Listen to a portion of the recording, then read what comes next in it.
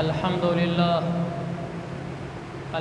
لله وكفى وسلام على عباده الذين اصطفى أما بعد فأعوذ بالله من الشيطان الرجيم بسم الله الرحمن الرحيم يا أيها الذين آمنوا اجتنبوا كثيرا من الظن إن بعض الظن إثم ولا تجسسوا ولا يغتب بعضكم بعضا أيحب أحدكم أن يأكل لحم أخيه ميتا فكرهتموه واتقوا الله إن الله تواب رحيم صدق الله العظيم وقال رسول الله صلى الله عليه وسلم من كشف عورة أخيه كشف الله عورته حتى يفضحه بها في بيته رواه ابن ماجه بإسناد حسن وقال رسول الله صلى الله عليه وسلم لا يموتن أحدكم إلا وهو يحسن الظن بالله رواه المسلم في الصحيح وقال رسول الله صلى الله عليه وسلم إياكم والظن فإن الظن أكذب الحديث ولا تحسسوا ولا تجسسوا ولا تنافسوا ولا تحاسدوا ولا تباغضوا ولا تدابروا وكونوا عباد الله إخوانا كما أمركم المسلم أخو المسلم لا يخذله لا يظلمه ولا يخذله ولا يحقره التقوى ها هنا التقوى ها هنا التقوى ها هنا بحسب امرئ من الشر أن يحقر أخاه المسلم كل المسلم على المسلم حرام دمه وعرضه وماله أو كما قال النبي صلى الله تبارك وتعالى عليه وسلم رواه المسلم في الصحيح میرے محترم بھائیوں اور دوستوں اور میرے بزرگوں، اللہ تبارک و تعالیٰ نے جو ہمیں خوبصورت دین عطا فرمایا ہے، اس میں جہاں عبادات پر زور دیا گیا ہے وہاں حسن معاشرت پر بھی زور دیا گیا ہے۔ حسن معاشرت کو قرآن نے کھول کھول کے بیان کیا ہے۔ عجب یہ ہے، اللہ نے اتنا تو نماز کے حکم کو بھی کھول کر بیان نہیں کیا جتنا اللہ نے معاشرت کو کھول کے بیان کیا ہے۔ یہ بند کر جتنا معاشرت کو کھول کے بیان کیا ہے، معاشرت کی ایک ایک بات کو میرا رب کھولتا چلا جاتا ہے۔ اور نماز میں صرف اتنا کہا اقیموا الصلاۃ یقیمون الصلاۃ، نماز قائم کرو، اللہ کے نیک بندے نماز قائم کرتے ہیں، باقی تفصیل نہیں بتائی کتنی نمازیں ہیں کتنی رکعتیں ہیں، یہ نہیں بتایا۔ لیکن جب معاشرت کی باری آئی انہوں نے بہت کھول کے بیان کیا ہے۔ تو ہمارے ہاں معاشرت کے احکام پر توجہ کم ہوتی ہے، جس کا تھوڑا بہت دین کی طرف رخ ہو بھی جائے تو وہ عبادت کی طرف ہوتا ہے۔ بس نماز، روزہ، تلاوت، داڑھی، ٹوپی، پگڑی، امامہ اچھی چیز ہے، ضروری ہے، ہونی بھی چاہیے، لیکن یہی تو دین نہیں ہے۔ صرف یہ دین ہے لیکن یہی دین نہیں ہے، دین میں اور بھی بہت کچھ ہے۔ تو معاشرت کو قرآن کھول کر بیان کرتا ہے۔ یہ سورۃ الحجرات کا پچھلے جمعوں سے میں عرض کر رہا ہوں، تو اس میں یہ ایک آیت میں نے ابھی پڑھی ہے۔ اللہ تعالیٰ اس میں معاشرت کو بیان فرماتے ہوئے فرماتا ہے، اے ایمان والو اجتنبوا کثیرا من الظن ان بعض الظن اثم، بہت سے گمانوں سے بچا کرو، بعض گمان گناہ ہوتے ہیں۔ کچھ گمان ایسے ہیں جو فرض ہیں اور واجب ہیں، ایسا گمان کرنا چاہیے، بدگمانی نہیں، گمان۔ لیکن کچھ گمان حرام ہوتے ہیں جس کو بدگمانی کہتے ہیں، ناجائز طریقے سے۔ کچھ گمان لازم ہیں، اللہ کے ساتھ گمان کرنا لازم ہے۔ اچھا، میرے آقا کا فرمان ہے لا یموتن احدکم الا وهو یحسن الظن باللہ، تم میں سے جس آدمی کی بھی موت کا وقت ہے تو اس کا اللہ کے ساتھ اچھا گمان ہو، مرتے وقت گمان یہ رکھ رہا ہو کہ گنہگار تھا، جیسا کیسا تھا، لیکن وہ بڑا رحیم ہے، بڑا کریم ہے، معاف کر دے گا۔ جو مرتے وقت اللہ کے ساتھ اچھا گمان کر جاتا ہے تو اللہ تعالیٰ اس کے ساتھ ویسے ہی معاملہ کرتا ہے۔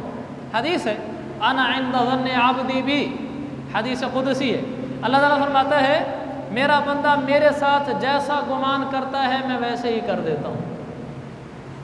موت کے وقت گمان اچھا ہونا چاہیے، موت کے وقت گمان اچھا ہونا چاہیے، موت کے وقت انسان پر اللہ کے خوف کا غلبہ نہ ہو، موت کے وقت اللہ کی رحمت کا غلبہ ہو۔ زندگی بھر خوف اور رحمت ملے جلے رہتے ہیں، لیکن جب مرنے کا وقت ہے پھر یہی کہے کہ تھا تو مجرم ہی لیکن بڑا رحیم ہے، بڑا کریم ہے، حنان ہے، منان ہے، غفار ہے۔ دن قیامت کے اللہ 70,000 کہتے ہیں عربی میں بے شمار کو، اللہ گناہ گاروں کے مجمع میں سے 70,000 اٹھائے گا، اٹھا کر ایسے جنت میں بھیج دے گا۔ ایسے ہی 70,000 آدمی کو اللہ قیامت والے دن گناہ گاروں کی صفوں میں سے اٹھائے گا، کوئی حساب کتاب نہیں، ایسے اٹھا کر جنت میں بھیجے گا۔ سخی کو نہیں دیکھا کبھی بن پوچھے ہی کہ ہاں بھی تیرا کیا مسئلہ ہے؟ پیسے مانگنے لوگ آتے ہیں سخیوں سے، تو کبھی سخی جوش میں ہو پوچھتا نہیں ہے چل یہ لے پیسے جا، اس کی سخاوت ہے۔ میرے رب سے بڑا سخی کون ہو سکتا ہے؟ اللہ بہت ساروں کو ایسے ہی بخش دے گا۔ تو اللہ سے مرتے وقت امید اچھی ہو۔ حجاج بن یوسف سے بڑا ظالم کون ہوگا؟ خدا کی پناہ، الامان والحفیظ۔ جب اس کی موت کا وقت آیا تو اس کے پورے جسم میں راشا کپ کپی طاری ہو گئی تھی، ایسی سردی لگتی تھی، اس کے دونوں طرف دائیں بائیں آگ کی انگیٹھیاں رکھتے تھے لیکن وہ پھر بھی کانپ رہا ہوتا تھا، آگ کی انگیٹھی سے بھی سردی کم نہیں ہوتی تھی۔ تو حسن بصری رحمۃ اللہ علیہ کو پتہ چلا ایسا ہے۔ یہ درویش لوگ ہوتے تھے، کسی مالدار کے مال سے، بادشاہ کی قوت سے متاثر نہیں ہوتے تھے۔ انہوں نے حسن بصری کو کہا میں تجھے کہتا نہیں تھا کہ ظلم نہ کر، ساری زندگی ظلم کی ہیں، اب دیکھے آخرت میں حشر اپنا۔ خیر لوگ آتے تھے اور اس کو دیکھتے تھے، چلے جاتے تھے۔ جب اس کی موت کا وقت آیا تو اس نے ہاتھ اوپر اٹھا دیے، اب آخری وقت تھا، کہنے لگا اے اللہ لوگ کہتے ہیں کہ تو حجاج کی بخشش نہیں کرے گا، یا اللہ میں تجھ سے امید باندھتا ہوں، تیرا بندہ ہوں، مسلمان ہوں، بھلا جتنا ہی گندا ہوں تو اس سے امید رکھتا ہوں بخشش کرے گا، تو مہربانی فرما کے بخش دے۔ لوگ کہتے ہیں نہیں بخشے گا۔ انتقال ہو گیا۔ حسن بصری کو کسی نے بتایا کہ حجاج بن یوسف نے انتقال کے وقت یہ جملہ کہا تھا کہ اللہ بڑا برا ہوں، خلقت کہتی ہے نہیں بخشے گا تو مجھے، لیکن تو اس سے امیدیں باندھتا ہوں، بخش دینا بخش دینا۔ جب حضرت حسن بصری کے سامنے یہ جملہ بتایا گیا کہ وہ آخر میں اللہ سے امید کر گیا تھا تو فرمانے لگے اللہ اب امید پیدا ہوئی ہے، شاید اللہ بخش دے اس کو، کہ ایسا جملہ کہہ گیا ہے مرتے ٹائم کہ اپنے آپ کو اللہ کے آگے بچھا کر زیرو کر کے اس کی رحمت کا امیدوار ہو کر دنیا سے چلا ہے۔ اب کوئی بعید نہیں کہ شاید اللہ بخش ہی دے۔ اللہ کی رحمت پہ امید رکھنا موت کے وقت بہت بڑی بات ہے۔ حسن بصری کے زمانے میں، حسن بصری بہت بڑے آدمی گزرے ہیں، ان کے زمانے میں ایک نوجوان تھا، بڑا شرابی کبابی، بہت برا، نوجوانی کے نشے میں لت پت، مال کی وسعت تھی۔ ماں نے اسے بڑا سمجھایا کہ بیٹا حسن بصری کے ہاتھ پہ بیعت ہو جا اور ان کی مجلس میں آیا جایا کر۔ یہ میرے عزیز بھائیو، علماء کی جتنی بھی مجلسیں ہوتی ہیں اس میں جو لوگ بھی جاتے ہیں ان پر نیکی کا رنگ چڑھ جاتا ہے۔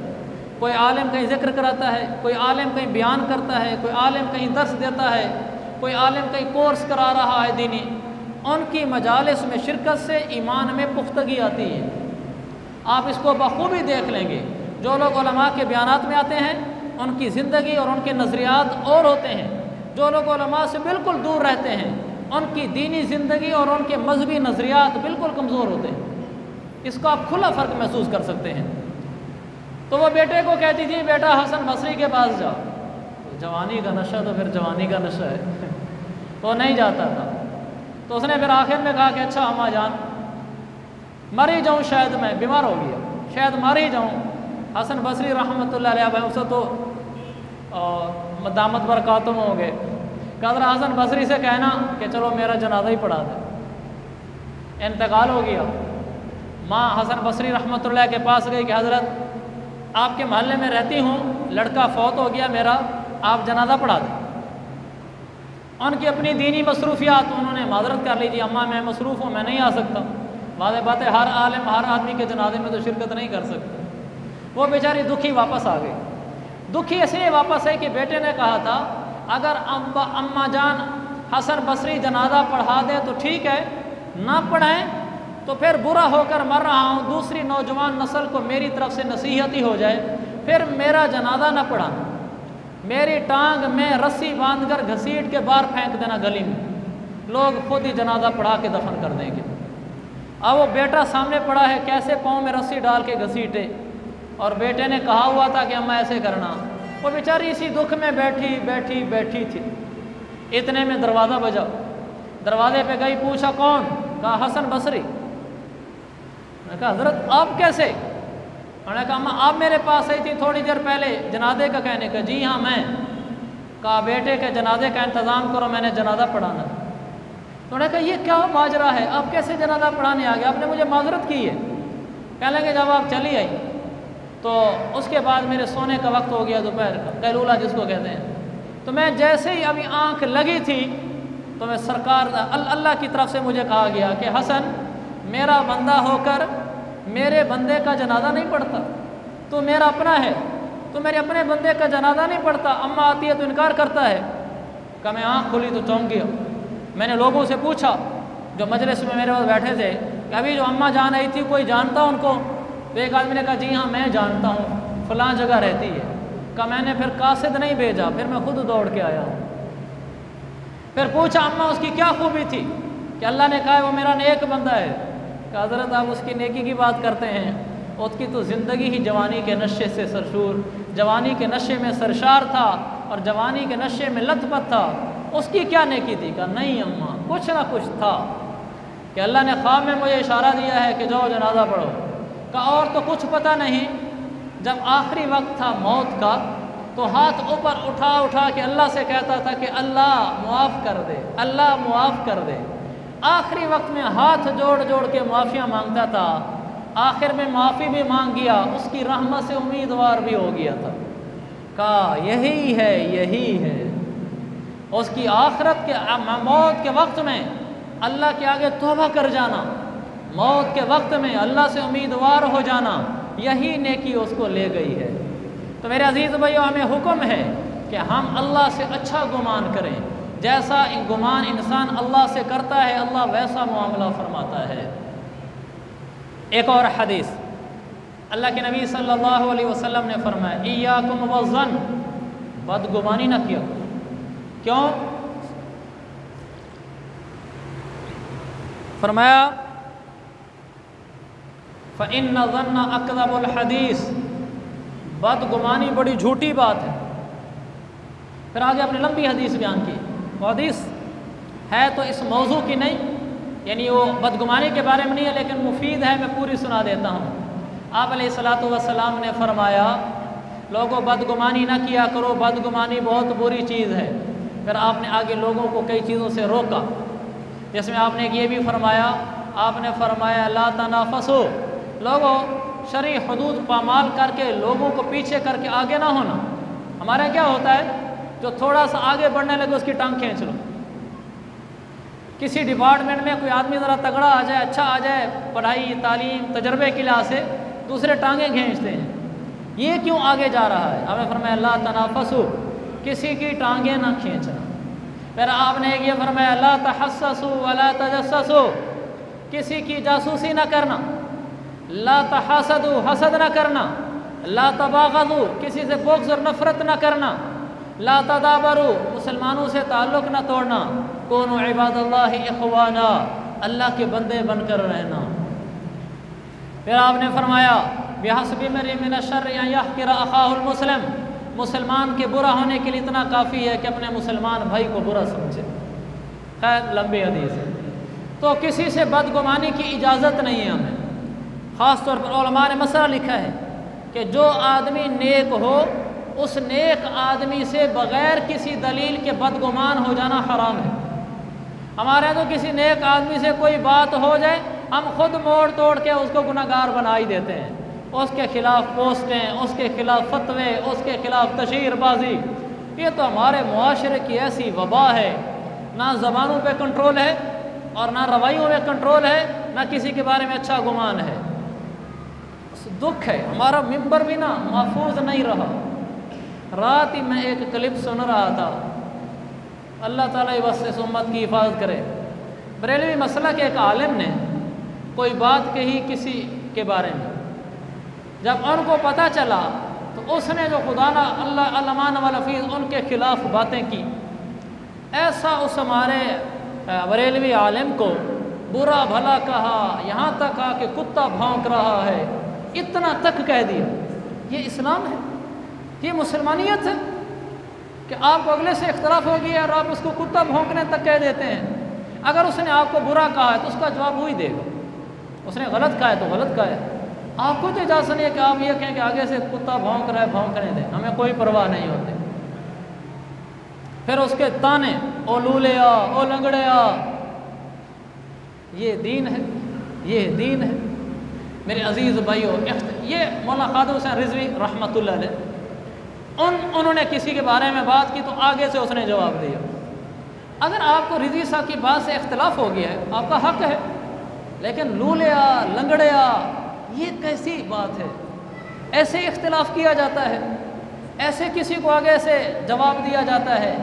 اللہ کے واسطے میرے بھائیو، نفرتوں سے باز آئیں، کسی مسلمان کی حد کی عزت سے باز آئیں۔ اختلاف آپ کا شرعی حق ہے، آپ کا فطری حق ہے، آپ کا عرفی حق ہے، لیکن بزبان ہو جانا، تانا زنی کرنا، علامہ نے بھی دعا کہا تھا لا تنابزوا بالالقاب، کسی کو برے لقب سے نہ پکارنا، یہ آپ کو حق نہیں پہنچتا۔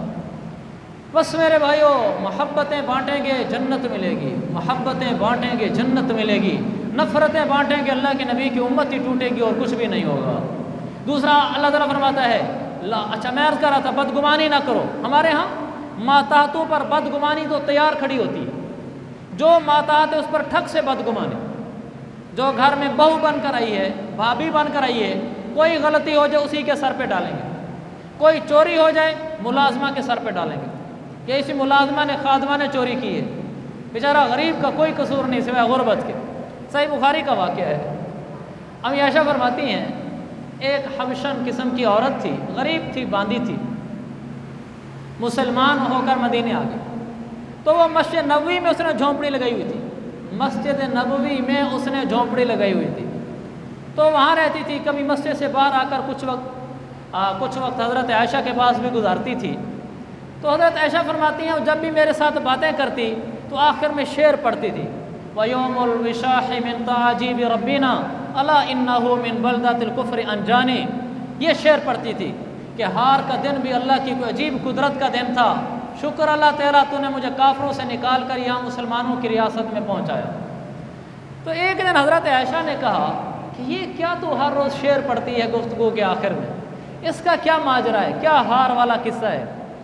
کہنے لگی میں ملازمہ تھی ایک جگہ، تو ان جن کے گھر میں ملازمہ تھی تو ان کی بچی نے چمڑے کا ہار پہنا ہوا تھا، نہانے کے لیے گئی تو اس کا ہار گم ہو گیا، تو وہ کہنے لگی کہ میرا ہار گم ہو گیا ہے، کہ گھر والوں نے مجھے پکڑ لیا کیونکہ میں ملازمہ تھی، ماتحت تھی، انہوں نے کہا اسی نے چوری کی ہوگی، اسی نے چوری کی ہوگی، کہا انہوں نے مجھے بہت زیادہ تکلیف دی، حتیٰ کہ کپڑے تک اتار دی، تکلیف علیحدہ دی اور بے عزت علیحدہ کیا مجھے، کہ میں ماتحت تھی، میں کیا کر سکتی تھی، کہ اللہ کی شان۔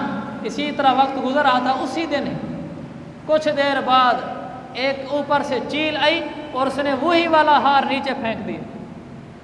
میں نے ان کو کہا کہ ھذا الذی اتہمتمونی بہ، یہی ہے نا وہ ہار جس کی وجہ سے تم نے میرے اوپر تہمتیں لگائی تھیں اور مجھے تکلیفیں دی تھیں۔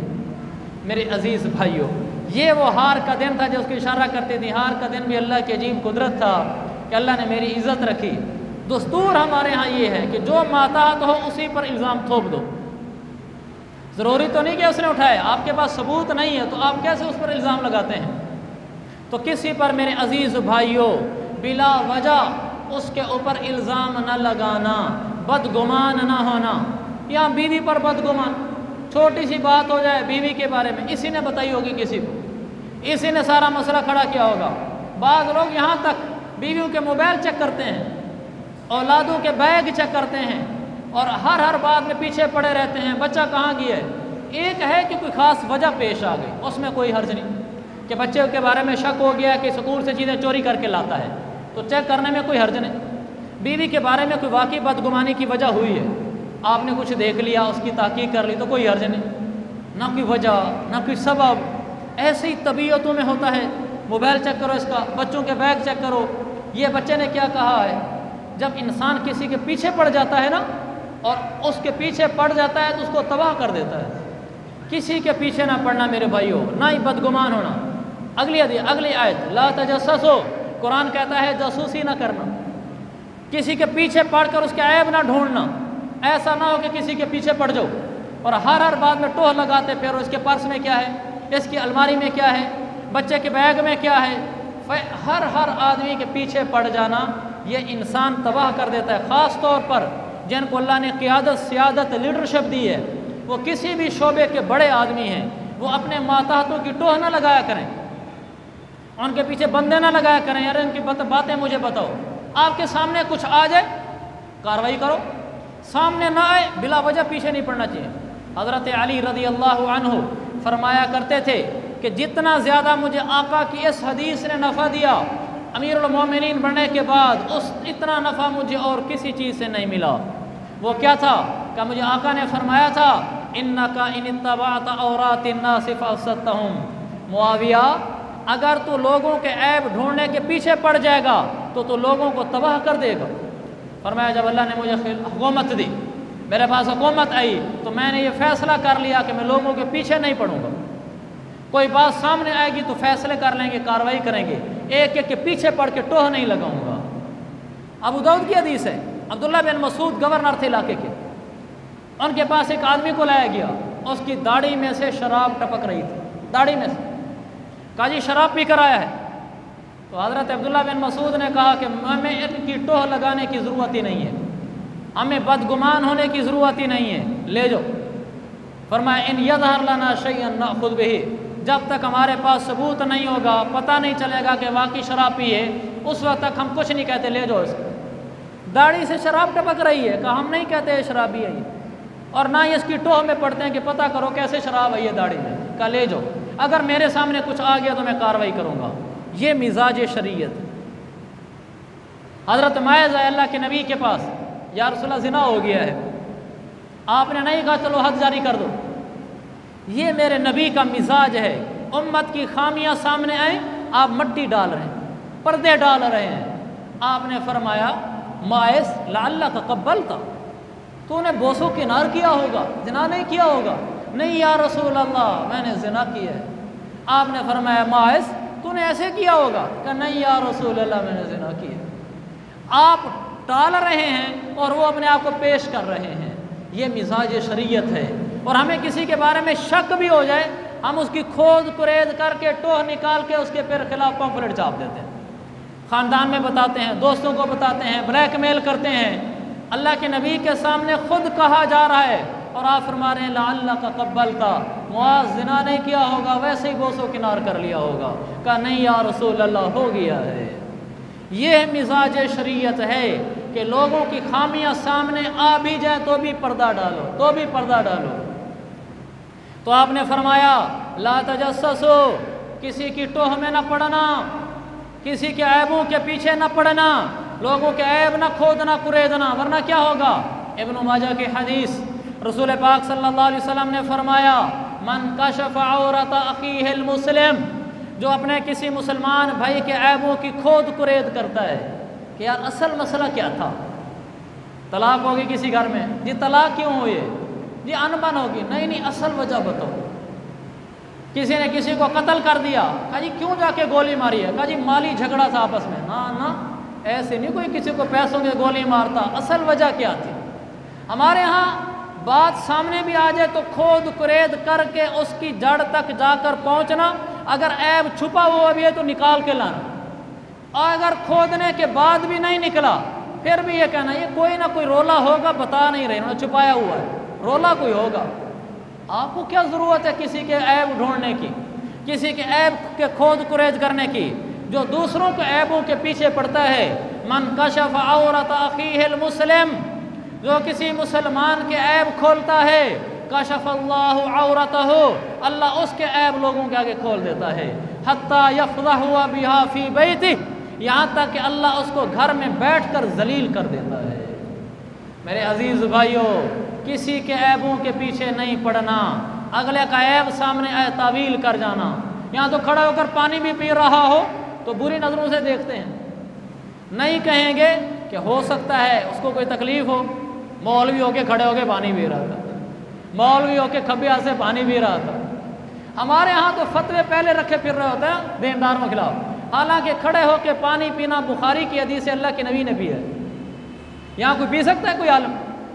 सवाल ही पैदा नहीं होता। ये सारे उसके खिलाफ हो जाएंगे, खड़े होके पानी पी रहा था। हमारे यहाँ ये ज़हन ही नहीं है यार, कोई वजह होगी, कोई मजबूरी हो सकती है। अल्लाह के नबी ने खड़े होकर पेशाब किया है, तिरमिज़ी की हदीस, खड़े होकर पेशाब किया, आपके घुटनों में दर्द था, आप घोड़े से नीचे गिरे थे, लेकिन किया है। और खड़े होकर पानी तो आपने वैसे ही पिया, बिला वजह भी खड़े होकर पानी पीना जायज़ है, बुखारी की हदीस है। हाँ, बेहतर और सुन्नत बैठ कर पीना है, लेकिन खड़े होकर पीना कोई गुनाह नहीं। लेकिन यहाँ तो खुदा की पना, किसी को थोड़ा सा भी देख लें तो बस फतवेबाजी शुरू हो जाती है। दूसरों के बारे में नरम गोशा रखें, तावील का गोशा रखें। कोई मजबूरी होगी, कोई मसला होगा, हमें क्या पता है यार, कोई उसका उज़ुर होगा, लेकिन ये ऐसा नहीं है। मैं आपको कुरान अर्ज़ कर रहा हूँ, हदीस अर्ज़ कर रहा हूँ कि दूसरों के ऐबों पर पर्दे डालें, ऐब न खोलें। जो दूसरों के ऐबों पर पर्दे डालता है अल्लाह उसको क्या देता है? हदीस मुस्लिम की, अल्लाह के नबी सल्लल्लाहु अलैहि वसल्लम ने फरमाया, मन सतरा मुस्लिमन सतरहुल्लाहु फिद दुनिया वल आखिरा। जो किसी मुसलमानों के ऐबों पर पर्दे डालता है, अल्लाह ताला उसके ऐबों पर दुनिया में भी पर्दे डालेगा, आखिरत में भी पर्दे डालेगा। हमें मुसलमानों के ऐब छुपाने सीखने चाहिए। किसी की बच्ची का ऐब हमें मालूम हो गया, मरते दम के लिए दफन कर दें। और अगर उसको पता चल गया कि मुझे पता है, उसको कह दो कि जब तक जिंदा हूँ कोई कान नहीं सुनेगा इस ज़बान से कोई लफ्ज़, मरने के बाद तो वैसे ही मिट जाऊँगा। उसको तसल्ली हो जाए, ना ये कि ब्लैकमेलिंग हो रही हो। हम कहाँ चले गए इस्लाम को छोड़कर? दूसरों के ऐब अपने सर पे लिए हैं उलमा ने, ताकि अगले का पर्दा रह जाए, पर्दा ना खुले। अल-बिदाया व निहाया में लिखा है, अहमद बिन महदी बिन रुस्तम वक्त के आलिम थे, गालिबन 3री सदी के। तो वो बैठे थे, रात के टाइम उनके पास एक लड़की है, कहने लगी कि हज़रत एक परेशानी में फंस गई हूँ, हम तो बेमेहनतिन। कहा बेटी क्या हुआ? कहा कुछ लड़कों ने मुझे मजबूर करके बदकारी की है और मैं हामला हो चुकी हूँ, और मैंने लोगों को कह दिया है मेरा आपसे निकाह हो गया है, मेहरबानी करना, पर्दा रखना, ला तफ़ज़हनी, मेरे पर्दे ना उठाना, रुसवा ना करना। और उन बेचारों के लिए और आज़माइश पड़ गई। यहाँ ईदगाह के किसी बड़े आलिम के पास शहर में मशहूर हो जाए कि उसने यहाँ किसी लड़की से निकाह कर लिया है, अगरचे गुनाह नहीं है, लेकिन लोग सारे बुरा कहेंगे, चुपके से निकाह कर लिया, कैसे निकाह कर लिया, किसी को पता तक भी नहीं है। वाज़ेह बात है, आदमी की रुसवाई होती, तो चुपके से लड़कियों से निकाह करके अमल भी हो गया और पता किसी को भी नहीं है, तो वो खामोश हो। तब बेटी चल, उन्होंने जाके बता दिया सब कुछ को, पहले बता के बाकी सबको बता दिया कि मेरा फ़लाँ मौलाना साहब से निकाह हुआ है। वो हमल बड़ा होना शुरू हो गया। कुछ मुद्दत के, ये हकीकी वाक़या है, अहमद बिन महदी बिन रुस्तम 3री सदी के आदमी। तो कुछ अरसे बाद बच्चा पैदा हो गया, इनको इतला हुई। शुरू में लोगों ने चखलख की, लेकिन चुप करके सहते रहे, किसी को नहीं कहा कि मैंने किसी की इज़्ज़त रखी हुई है। जो आके बुरा भला कहता कि मौलवी साहब ये उम्र है निकाह की, मौलवी साहब चुपके शादियाँ शुरू हो गई हैं, किसी को कुछ नहीं कहा। दूसरों के ऐब छुपाने के लिए अपनी ज़िल्लतें उठा लेना, ये उम्मत के सुलहा का वतीरा है, ये मिजाज शरीयत है। बच्चा पैदा हुआ, मिठाई तकसीम की ताकि उस बेटी की और इज़्ज़त रह जाए पैदाइश के बाद। फिर पैदाइश के बाद किसी के हाथ उसको खर्चा भेजते थे, मुलाकात नहीं की क्योंकि इनको पता निकाह नहीं है। लेकिन इजहार किसी बच्चे की पैदाइश पर मिठाई बांटना तो बुरा नहीं है। हम दोस्तों के बच्चों की पैदाइश पर मिठाई नहीं बांटते, लोगों को ज़रा तसल्ली होती शुरू गई। हर महीने खर्चा भेजते थे बच्चे का, और वो लड़की रख लेती थी खर्चा। अल्लाह का निज़ाम था, चलता रहा। कुछ अरसे बाद वो बच्चा फौत हो गया। تو لوگ تعزیت کرنے کے لیے آئے، انہوں نے تعزیت قبول کی، کسی کو نہیں کہا کہ اصل ماجرا کیا ہے۔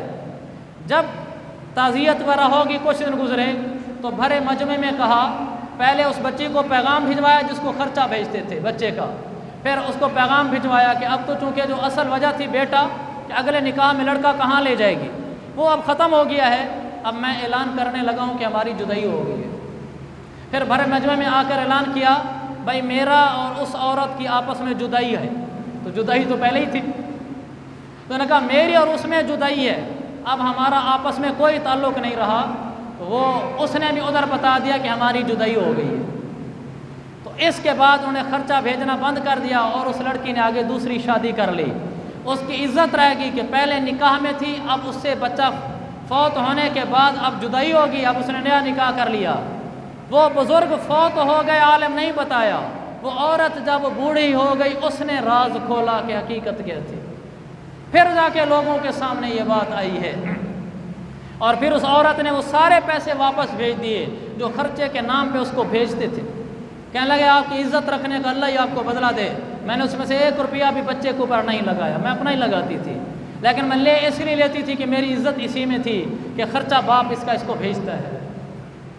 میرے عزیز بھائیو، ہے کوئی ایسا زندہ دل آدمی جو اپنے اوپر ذلتیں برداشت کر لے دوسرے کی ذلت کو ختم کرنے کے لیے، دوسری بچی کی عزت دینے کے لیے، کسی کے سر پہ ہاتھ رکھنے کے لیے، کسی پر چادر ڈالنے کے لیے اپنے ہی عیب کھلوا بیٹھے، اپنے آپ کو ہی رسوا کرا بیٹھے؟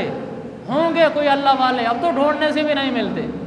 ایک عورت ہے ایک بزرگ کے پاس مسئلہ پوچھنے کے لیے بیٹھی، تو اس کی وضو ٹوٹ گیا آواز کے ساتھ، تو انہوں نے کہا جی اماں، اس کو شرمندگی ہوئی کہ میری آواز اس تک پہنچی ہے، تو انہوں نے اونچا بولا، کہا اماں اور اونچا بول، میں اونچا سنتا ہوں۔ اس نے اور اونچا بولا، کہا اور اونچا بول، اس کو تسلی ہو گئی کہ میری آواز اس تک نہیں گئی۔ اگلی بات میرے عزیز بھائیو، پھر ساری زندگی اونچا سنتے رہے ساری، تاکہ اس عورت کو یہ نہ پتہ چلے کہ اس وقت اونچا کہہ رہا تھا اب تو صحیح سنتا ہے، بس اس وقت تازی لاج رکھ لی تھی، ویسے بہرا ہے نہیں۔ لوگوں میں مشہور ہو گیا کہ حضرت کی سماعت کو کچھ ہو گیا ہے، ساری زندگی اونچا سنتے رہے۔ میرے عزیز بھائیو، یہ ہمارا قرآن ہے کہ دوسروں کے عیبوں پہ پردے ڈالنا، دوسروں کے عیبوں پہ پردے ڈالنا، پھر کیا ہوگا؟ من ستر مسلما سترہ اللہ فی الدنیا والآخرہ۔ اللہ کے نبی فرماتے ہیں تم دنیا میں پردے ڈالو عیبوں پر، میں رب ذوالجلال دنیا میں بھی آخرت میں بھی تمہارے عیبوں پہ پردے ڈالوں گا۔ اللہ تعالیٰ میں عمل کی توفیق عطا فرمائے۔ آخر میں 1-2 باتیں عرض کرنی تھیں۔ یہ جب صفیں بنتی ہیں تو اس میں درمیان میں خلا رہ جاتا ہے، خلا نہ چھوڑا کریں۔ اللہ